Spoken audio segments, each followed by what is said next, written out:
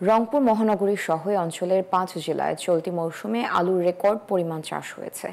তবে এবার দাম না থাকায় লাভের বদলে লোকসানের মুখে পড়েছেন চাষিরা।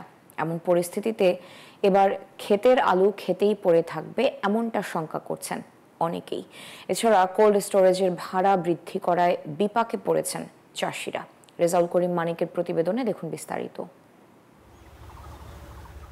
চলতি বছর বৃহত্তর রংপুর অঞ্চলে আলু আবাদের লক্ষ্যমাত্রা ১,৭৩,০০০ হেক্টর ধরা হলেও আবাদ হয়েছে ১,৮৬,৮০০ হেক্টর, যা উৎপাদন লক্ষ্যমাত্রার চেয়েও বেশি।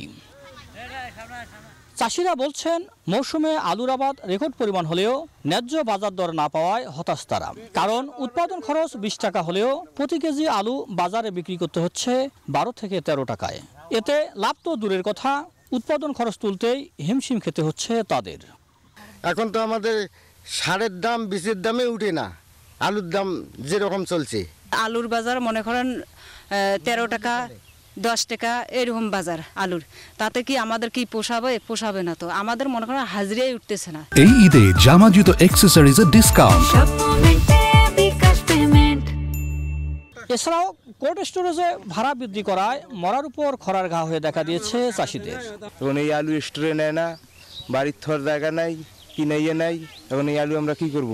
আলু যদি না নেয় তাহলে আমরা মারা যাব, আমাদের বিপদ। আমরা আলু রাখবো কোথায়? আলু সরকারের কাছে একটা আবেদন করি যে আমাদের আলু যেন ন্যায্য মূল্য দেয়, তাতে আমরা আলু বেচে কিছু লাভজনক হতে পারি।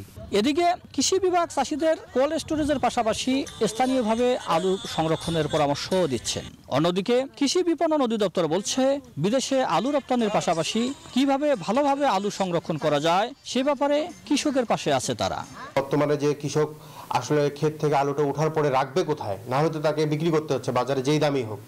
আমরা এই ফ্যাসিলিটিটা হচ্ছে কৃষককে প্রোভাইড করার চেষ্টা করতেছি এবং কৃষকদেরকে যারা উদ্বুদ্ধ হচ্ছে তাদেরকে আমরা টেকনোলজি দিয়েও সহায়তা করতেছি, পরামর্শ দিচ্ছি।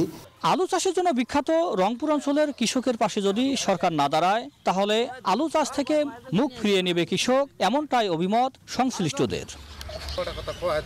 রেজাউল করিম মানিক, নিউজ 24, রংপুর।